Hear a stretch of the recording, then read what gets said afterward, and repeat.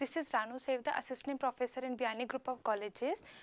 I welcome you all in behalf of Guru KPO. Today we will discuss the templates in C++. Templates are the fundamental of the generic programming. Generic programming in the sense the programming or the programming concepts that can be used independent of the data types. For example, we just create a function and pass the parameters, then that parameters can be integer also, float also, double also.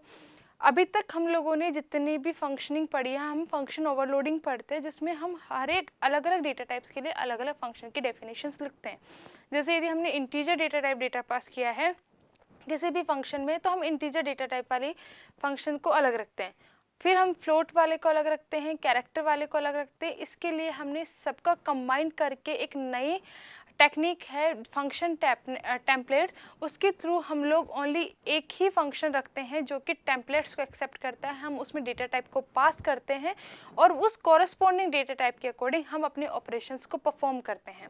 अब हम आगे देखते हैं कि इसका example क्या हो सकता है. Now this is the example of the function overloading and the function templates. Here we can see that we have defined the three functions on the basis of the data types. This function is used for the integer data type, this function is used for the floating data type, this function is used for the double data type. Only difference is the data type, only and only. उसके बाद में इसकी जो definitions है उनका ultimate goal only addition करना है जो भी पैरामीटर्स में वैल्यूज़ पास हुई हैं. जैसे कि यहाँ पे इंटीजर एक्स वाई का एडिशन होना है, यहाँ पे फ्लोट वाले एक्स वाई का एडिशन हो रहा है एंड डबल वाले एक्स वाई का एडिशन हो रहा है. और यहाँ पे हम इस तरीके से अभी तक हम कॉलिंग कर रहे थे. जैसे कि यहाँ पे हमने 5 और 4 पास किया है. जब हमने 5 और 4 पास किया है तो ये बाय डिफ़ॉल्ट ये इंटीजर है और ये इंटीजर के डेटा टाइप से मैच करता है, तो हमारा फर्स्ट वाला मेथड इसके कॉरस्पॉन्डिंगली कॉल हो जाता है.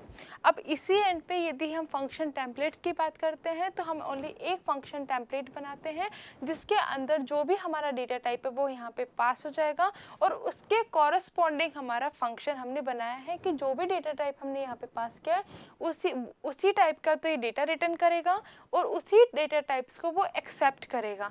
जैसा कि हमने यहाँ पे 3 तरीके से हमने मेथड्स बनाए. जैसे कि हमने फंक्शन ओवरलोडिंग भी बनाए थे. यहाँ पे हमने इंटीजर डेटा टाइप पास किया, यहाँ पे फ्लोटिंग डेटा टाइप पास किया, यहाँ पे डबल डेटा टाइप हमने पास किया है. जब हमने इंटीजर डेटा टाइप पास किया है तो ये डेटा टाइप हमारे टी डेटा टाइप के अंदर जाता है. जब ये इंटीजर डाल जाता है तो ये इंटीजर टाइप का एक्स हो जाता है, ये इंटीजर टाइप का वाई हो जाता है, ये इंटीजर टाइप का डेटा रिटर्न कर देता है. जब हम फंक्शन टेम्पलेट्स को यूज़ करते हैं तो हम ओनली एक फंक्शन के थ्रू सारे फंक्शंस का यूज़ कर पा रहे हैं. सारे फंक्शन की डेफिनेशन कॉमन तरीके से जेनेरिक तरीके से हमने एक ही डिफाइन कर दी है और ये सारे फंक्शंस हम डायरेक्टली इससे कॉल कर सकते हैं. बस ओनली डिफरेंस ये है कि जैसे हम यहाँ कॉलिंग करते हैं तो हमें अपने डेटा टाइप भी पास करना पड़ता है कि हमारे ऑपरेशंस कौन से डेटा टाइप में होने वाले हैं. This is all about the function templates. यहाँ पे यदि हम ये चाहें कि हमारे जो डेटा टाइप्स है वो अलग अलग टाइप के हों, जैसा कि यहाँ पे एक इंटीजर है, एक फ्लोट डेटा टाइप है. यदि हम ये चाहते हैं कि यहाँ पे इंटीजर और इंटीजर डेटा टाइप है, यदि हम ये चाहते हैं कि दोनों अलग अलग डेटा टाइप्स हो तो हम उसको भी परफॉर्म कर सकते हैं. फॉर एग्जांपल जैसे हमारा जो टाइप नेम है वो टाइप नेम टी है, तो हमारे पास टाइप नेम यू भी हम यहाँ पे कंसीडर कर सकते हैं. जब हमने टाइप नेम यू डाला तो हम यू वाई कर सकते हैं. और जैसा कि फ्लोट और डबल के अंदर या फिर इंटीजर और फ्लोट के अंदर फ्लोट ज़्यादा बड़ा होता है, यदि हमारा सेकंड जो आर्ग्यूमेंट है वो फ्लोट टाइप का है तो हमारा रिटर्न भी फ्लोट होगा. तो यदि हमने फ्लोट रिटर्न कर दिया तो हम इस तरीके से 2 अलग अलग डेटा टाइप्स के वैल्यूज़ को भी एक ही फंक्शन में लोड करके उस पर फंक्शनिंग करवा सकते हैं.